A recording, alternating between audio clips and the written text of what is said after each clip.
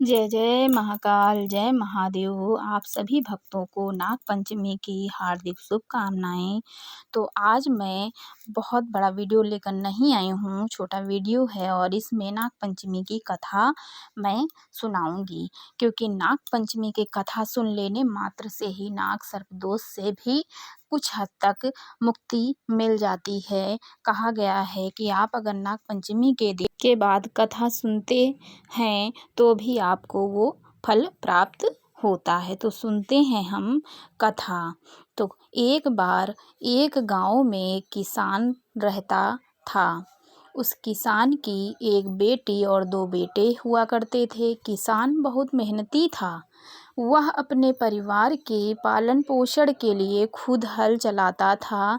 एक दिन हल जोतते हुए किसान से गलती हो गई, क्योंकि नागिन के अंडों को उसने कुचल दिया था अनजाने में ही। उसको यह पता नहीं था कि उसने अंडों को कुचल दिया, लेकिन नागिन खेत में नहीं थी उस वक्त। जब वह लौटी तो बहुत गुस्सा हुई और उसने बदला लेने की ठान ली।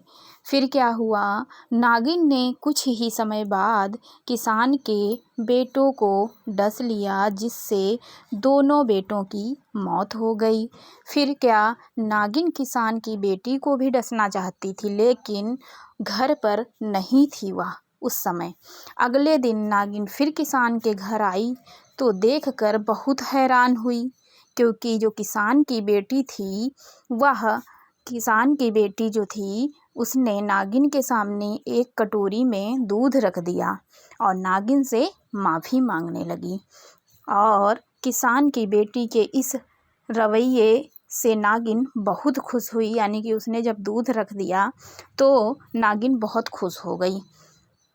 और नागिन ने दोनों भाइयों को भी जीवित कर दिया। उसके उस रवैये से खुश होकर नागिन ने उनके दोनों भाइयों को जीवित कर दिया। ये घटना श्रावण शुक्ल की पंचमी को हुई थी। यही वजह है कि नागों की नाग पंचमी के दिन पूजा की जाती है। उनको दूध जो है पिलाया जाता है, यानी कि चढ़ाया जाता है। याद रखिएगा कि जिंदा नागों को दूध नहीं पिलाया जाता है। उस दिन अगर पिलाते हैं तो उनकी मृत्यु हो जाती है, ऐसी मान्यताओं में बताया गया है। और अगर आपको ये कहानी यानी कि कथा अच्छी लगी हो तो प्लीज़ चैनल को सब्सक्राइब करें। और नाग पंचमी से रिलेटेड अदर वीडियो देखने के लिए आप मेरे चैनल पर विजिट कर सकते हैं। Thank you. ओम नमः शिवाय।